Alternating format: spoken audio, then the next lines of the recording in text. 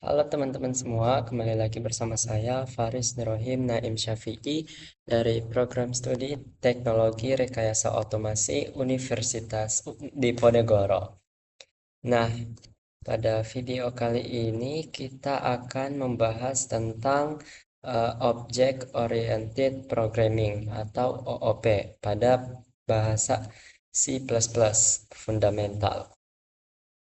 Nah, kita akan membahas tentang pengertian dari Object Oriented Programming atau OOP. Nah, kita akan bahas konsep-konsepnya berupa kelas, objek, dan manfaat dari OOP.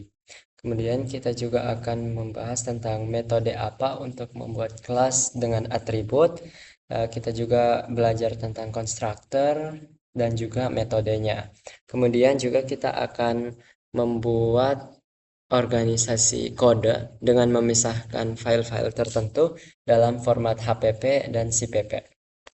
Dan kemudian juga kita akan belajar terkait dengan dasar pewarisan antar kelas.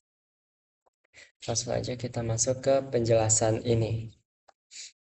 Nah, kita akan masuk di review penjelasan OOP. Pertama kita akan belajar terkait dengan basic ya teman-teman. Jadi pengertian dari OOP itu atau Object Oriented Programming adalah paradigma pemrograman yang berfokus pada penggunaan objek sebagai representasi data dan perilaku. Nah, setiap objek berasal dari kelas yang merupakan cetak biru atau blueprint dari objek tersebut. Kemudian, fungsi utama dari OOP ini apa sih? Nah, jadi fungsi utama ataupun manfaat dari OOP ini adalah menyederhanakan program besar. Jadi, ketika kode itu besar, kode itu bisa dibuat menjadi modular dan mudah dikelola. Kemudian dapat mempermudah perawatan atau maintenance. Perubahan pada satu kelas tidak merusak keseluruhan program. Jadi cocok ketika kita pengen melakukan sebuah perawatan ya teman-teman. Kemudian dapat meningkatkan keamanan data bisa melalui encapsulation. Kemudian dapat mendukung penggunaan ulang kode atau reusability melalui inheritance. Kemudian, bagaimana sih konsep dasar dari OOP? Memiliki 4 pilar utama. Tiga pilar maksudnya. Pertama adalah kelas. Jadi, kelas ini blueprint atau template untuk membuat objek di dalam kelas. Jadi, nanti terdapat atribut, data milik objek, metode, kemudian fungsi yang dimiliki oleh objek. Kemudian objek. Nah, objek ini adalah sebuah objek atau instance dari kelas, yaitu bentuk nyata dari blueprint. Kemudian ada inheritance, yaitu perwarisan. Perwarisan kelas ke kelas lain, sehingga kelas turunan memiliki atribut dan metode kelas induk. Kemudian bagaimana sih cara membuat kelas dengan atribut dan konstruktor? Nah, caranya adalah konstruktor adalah fungsi khusus yang dipanggil otomatis saat objek dibuat. Fungsinya untuk mengisi nilai awal atribut. Contohnya kayak gini. Nah, di sini adalah kelas mahasiswa. Nah, ini kelas mahasiswa memiliki beberapa variabel ya, teman-teman. Nah, di sini ada berupa metodenya. Di sini ada private dan public. Nah, private sendiri di sini artinya dia hanya bisa diakses di dalam kelas tersebut. Jadi, ini string nama, integer umur hanya bisa diakses di kelas ini. Kemudian, public artinya bisa digunakan di semua fungsi di luar dari kelas. Nah, kemudian 4, bagaimana cara menambahkan metode ke dalam kelas? Nah, metode adalah fungsi yang berada di dalam kelas dan digunakan untuk memproses atau menampilkan data objek. Jadi contohnya seperti ini. Void tampilkan, kemudian cout nama. Dia akan menampilkan nama. Nah, di sini ada nama.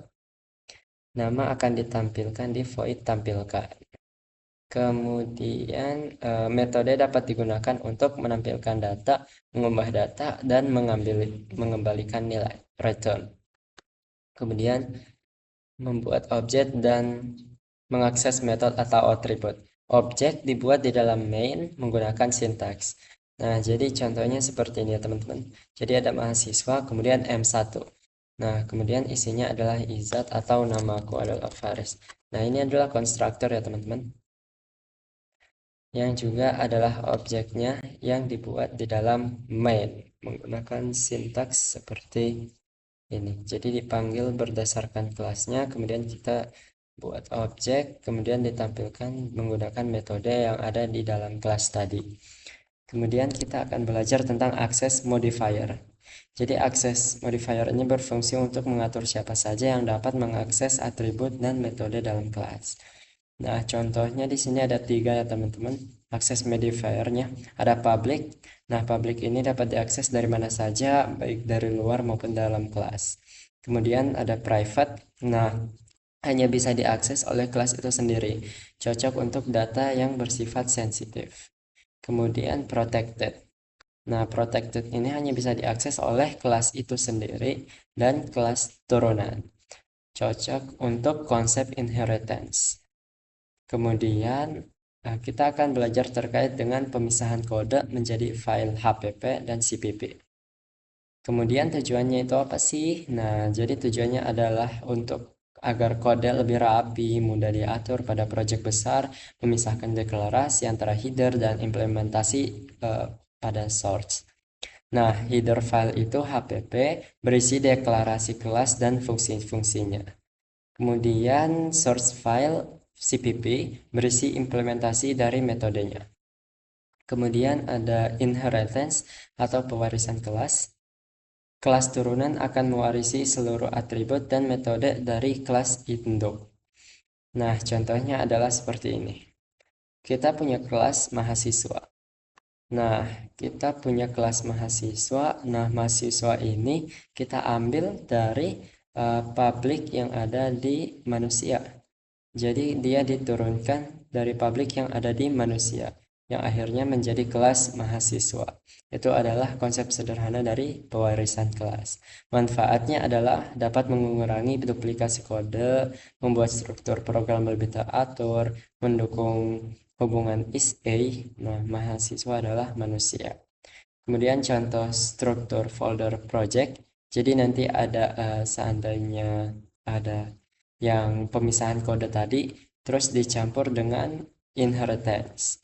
Jadi nanti ada manusia.cpp, manusia.hpp, mahasiswa.hpp, mahasiswa.cpp.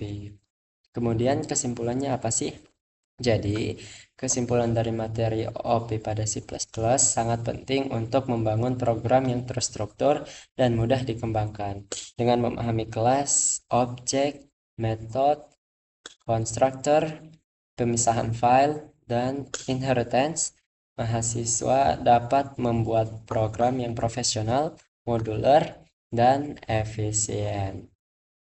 Nah, oke, mungkin sekian dari penjelasan review terkait dengan OOP CPP. Maka kita lanjut ke dalam implementasi di dalam lokal.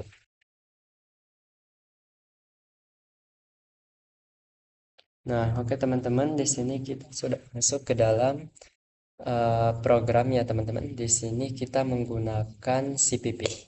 Di sini pertama-tama seperti biasa kita menggunakan library IOStream.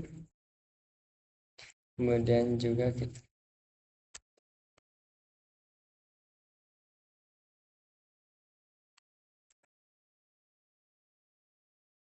bentar tadi ada yang kehapus ya.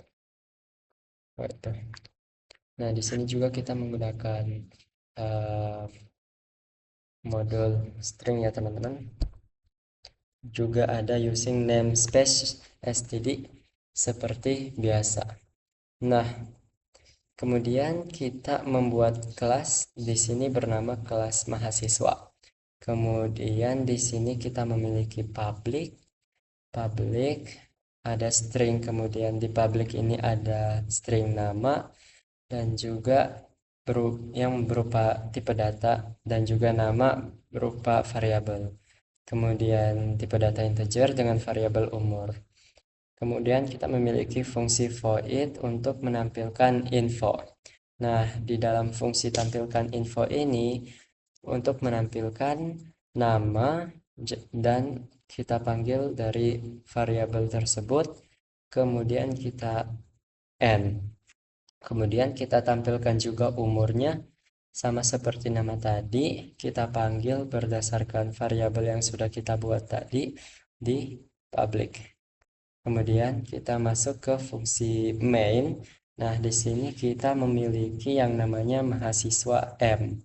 Nah, ini adalah sebuah objek ya. Objek, kemudian ini adalah objek. Kemudian di sini nanti ada konstruktor nih. Konstruktornya berupa mahasiswa.m. Jadi ini adalah konstruktornya. M.nama yang artinya dia saling berhubungan dengan sesama M. Kemudian M.nama sama dengan Faris, kemudian M.umur sama dengan 18. Nah, kemudian jadi M.nama ini akan terisi di variabel nama, kemudian M.umur akan masuk di integer umur. Nah, jadi integer umur ini uh, berupa angka ya teman-teman. Jadi kita menggunakan integer. Kemudian m.tampilkan info, artinya kita memanggil fungsi yang ada di dalam public class ini teman-teman. Nah, kemudian kita return. Oke, kita coba jalankan programnya.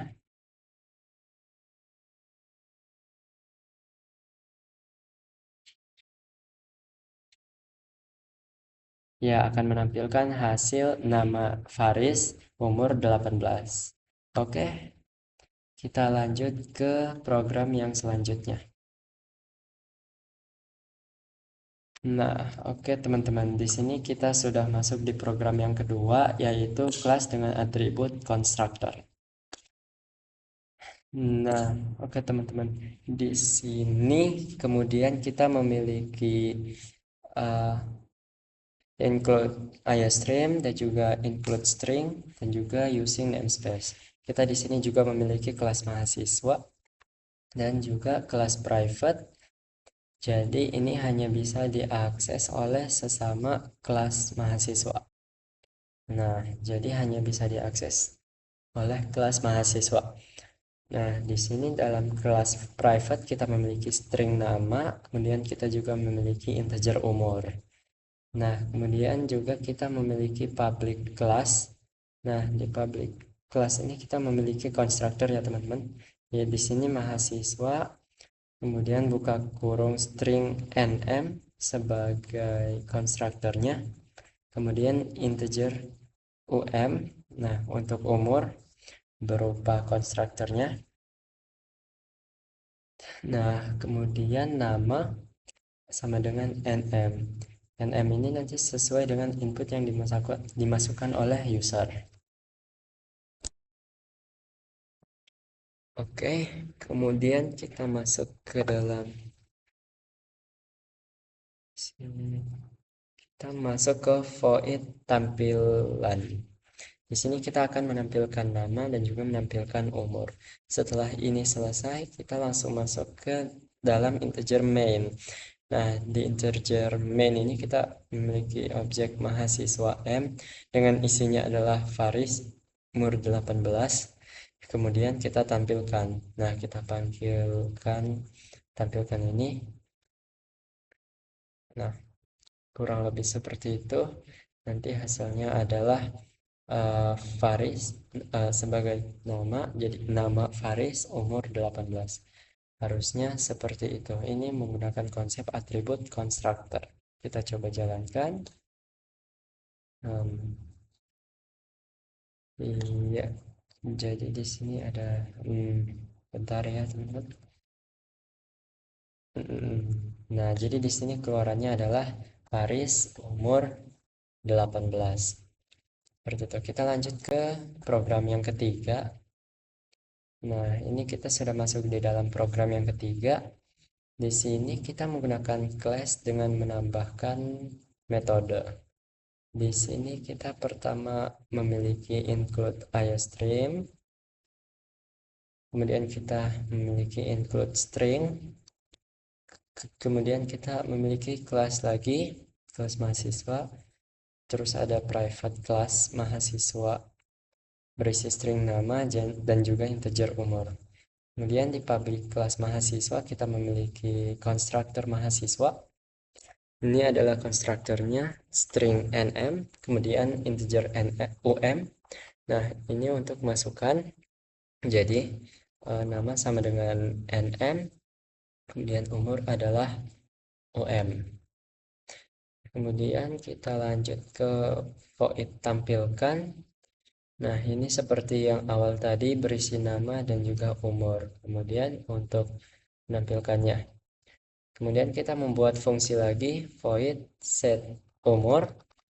Di sini kita menggunakan masukkan integer ya teman-teman, integer baru namanya. Kemudian umur kita ganti menjadi baru. Nah, kita kemudian integer get umur, return umur. Oke. Kemudian kita masuk ke dalam fungsi main. Di sini misal saya ganti atas nama Faris. Nah, di sini mahasiswa M, jadi masukannya adalah Faris umur 18. Kemudian kita tampilkan set umur 18. Kemudian M set umur kita ganti menjadi 22. Oke, kemudian si outnya keluarannya adalah umur baru. Nah, umur baru ini dari di return ke get umur akan menghasilkan umur baru sama dengan 22. Oke, kita coba jalankan programnya. Nah, di sini belum ke restart ya, jadi ke restart. Jadi di sini nama Izat, umur 18, umur baru 22. Izat open event. Oke. Mungkin ini untuk program ketiga. Kita lanjut ke program selanjutnya. Nah, di sini kita sudah masuk ke dalam pemisahan file ya teman-teman. Di sini seperti biasa kita if and def dulu mahasiswa HPP. Kemudian kita definisikan mahasiswa HPP. Nah, kemudian kita tulis programnya include string, kita menggunakan using namespace std. Kemudian kita membuat kelasnya mahasiswa.std. Nah, di sini kelas mahasiswa private string nama integer umur, kemudian di public kita membuat mahasiswa, kemudian kita menggunakan string dan juga kita menggunakan konstruktor nm dan juga integer um sebagai konstruktor. Nah, di sini kemudian kita menggunakan void tampilkan. Jadi, fungsi-fungsinya ada di file hpp. Kemudian kita masuk ke mahasiswa.cpp. Nah, di mahasiswa.cpp ini pertama kita include mahasiswa.hpp hpp. Kemudian kita include iostream. Kemudian kita menggunakan using namespace std. Nah, kemudian di sini kita menggunakan mahasiswa dengan string nm dan integer um. Kemudian nama sama dengan nm, umur um. Kemudian kita menggunakan fungsi void mahasiswa. Kemudian kita tampilkan. Kemudian akan menampilkan nama dan juga umur. Kemudian setelah kita melalui file mahasiswa.cpp, kita masuk ke main.cpp. Nah, di sini sama kita include mahasiswa.hpp.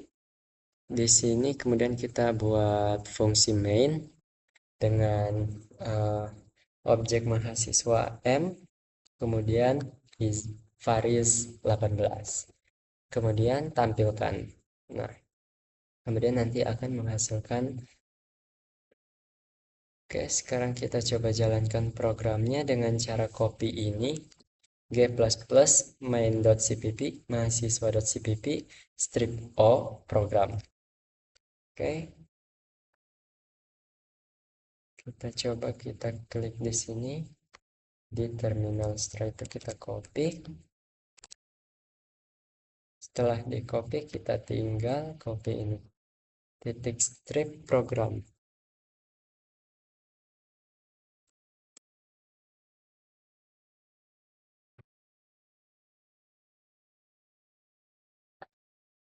Di sini ada yang mungkin karena kita begini. Oke, kita coba lagi. Kita coba ulang.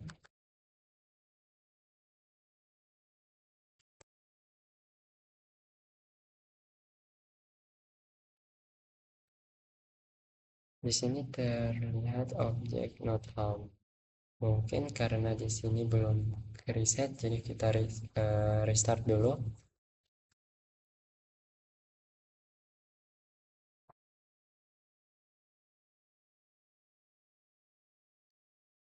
Nah, oke, kita kembali di sini. Mari kita coba jalankan lagi.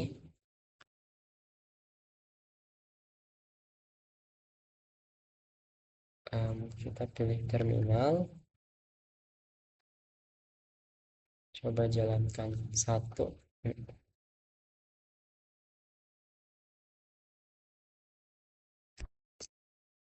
Oke, kemudian ini kita salin.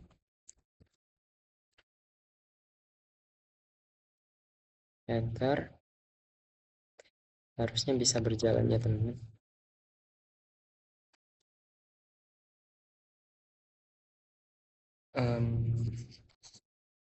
Di sini dia tidak jalan.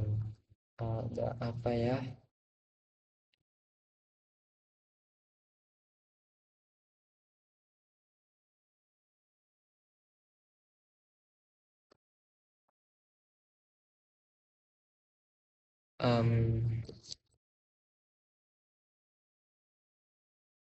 Program.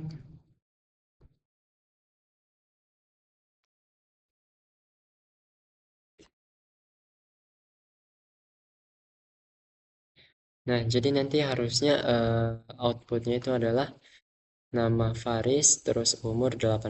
Harusnya seperti itu. Mungkin di sini ada yang kurang. Nanti teman-teman bisa cari kesalahannya di sebelah mana. Oke? Oke, sekarang kita masuk ke dalam inheritance. Yang pertama kita bahas dasar-dasarnya dulu ya teman-teman terkait dengan inheritance. Artinya dia kelas yang saling terhubung, yaitu turunan kelas. Nah, di sini seperti biasa menggunakan yang ini. Kemudian kita di sini membuat kelas yang bernama manusia. Kemudian kita membuat protected class dengan tipe data string dan variabel nama. Kemudian juga kita membuat public class manusia. Kemudian manusia string nm yang merupakan konstruktornya. Kemudian nama sama dengan nm. Kemudian kita membuat fungsi sapa, kemudian cout, halo, saya, nama. Berdasarkan dari variabel yang tadi dimasukkan ke dalam konstruktor sesuai dengan konstruktor. Kemudian setelah ini kita membuat turunan ya teman-teman. Di sini kita membuat kelas mahasiswa dari turunan public manusia. Nah, kemudian kita lanjut ke private dari kelas mahasiswa. Nah, private kelas mahasiswa ini berisi string jurusan. Kemudian kita membuat public kelas mahasiswa. Nah, kemudian mahasiswa kita membuat mahasiswa string nm, kemudian string jr ini adalah artinya berisikan jurusan.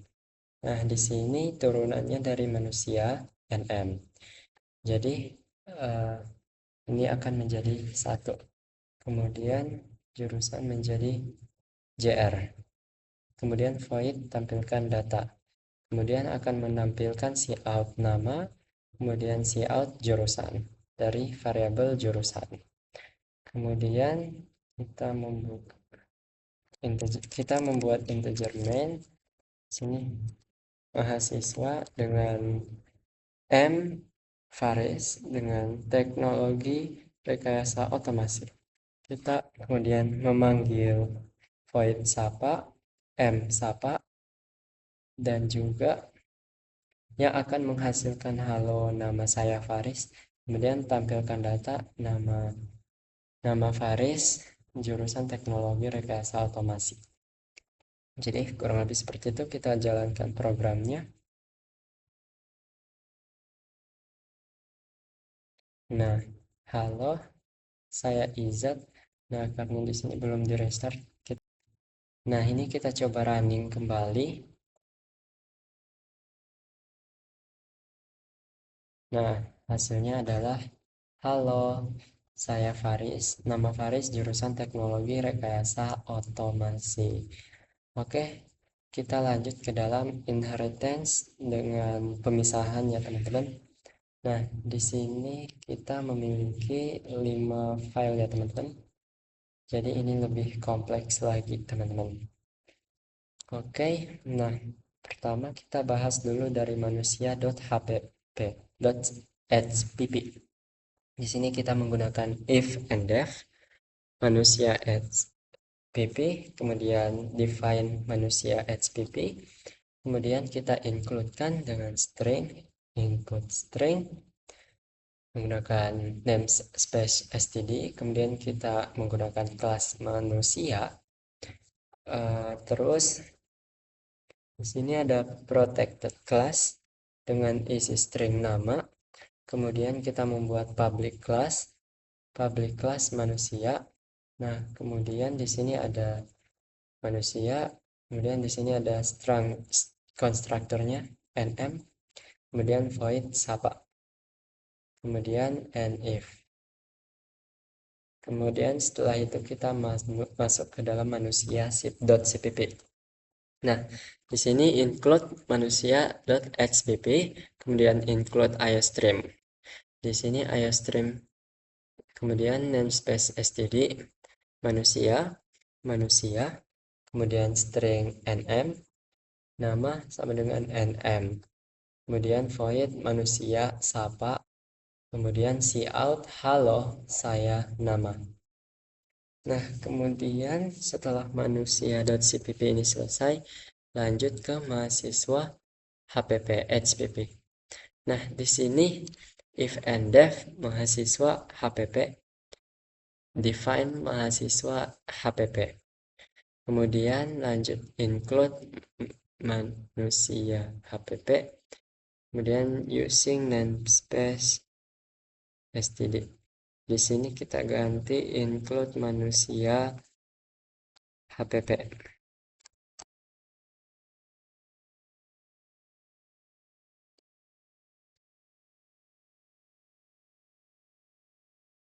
Oke. Nah, ini kelas mahasiswa. Kemudian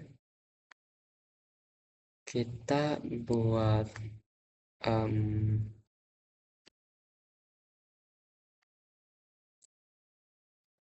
public class manusia. Oke, kemudian private, kemudian string di sini diganti dengan jurusan.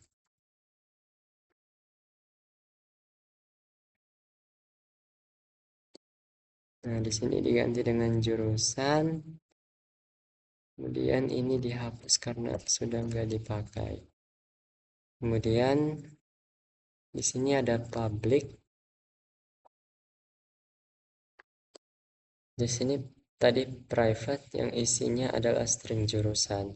Kemudian kita membuat public class mahasiswa yang berisi mahasiswa, string nm, terus string jr harusnya di sini. String jr. Kemudian void tampilkan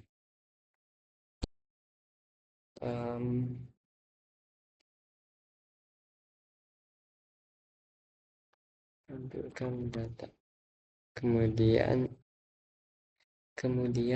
and if. Oke, selanjutnya kita pindah ke mahasiswa CPP. Di sini belum dirubah lagi.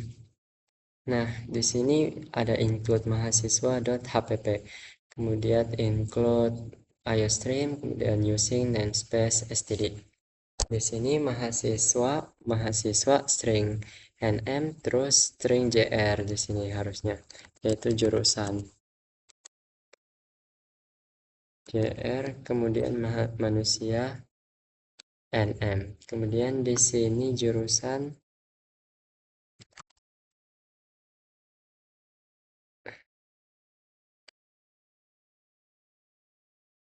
kemudian jurusan sama dengan jr. Nah, lanjut void mahasiswa untuk menampilkan data.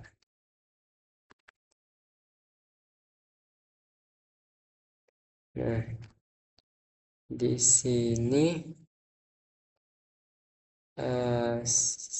cout, kemudian nama, di sini harusnya jurusan.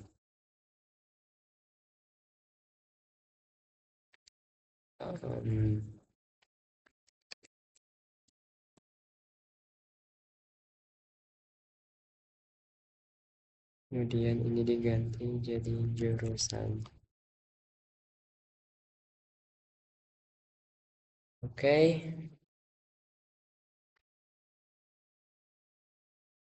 Di sini sudah berisi nama dan juga jurusan.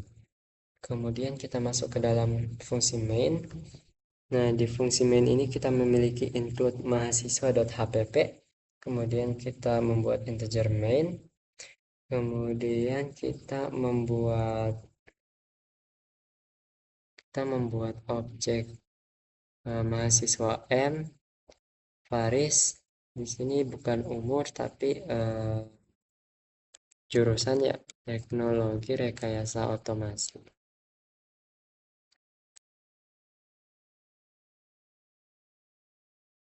Nah, kita membuat fungsi m.sapa, kemudian dot tampilkan data, nanti akan berisi Faris teknologi rekayasa otomasi. Nah, di sini ada m.sapa terus m.tampilkan data, kemudian return 0. Itu program singkatnya. Mari kita coba jalankan. Kita copy ini ke plus main.cpp mahasiswa.cpp script program. Maka kita coba jalankan.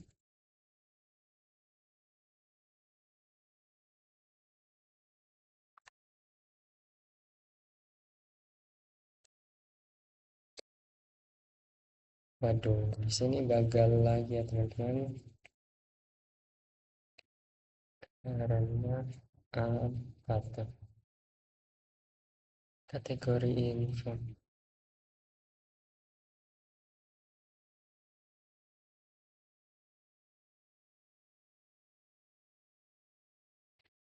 Oke, justru di sini letak asiknya. Jadi itu tugas buat teman-teman sekalian, bagaimana cari tahu di mana letak kesalahannya, seperti itu.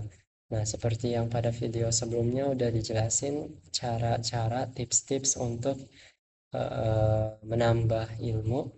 Teman-teman bisa nonton di video sebelumnya. Mungkin sampai itu aja dulu video kali ini. Sekian dari saya. Wassalamualaikum warahmatullahi wabarakatuh.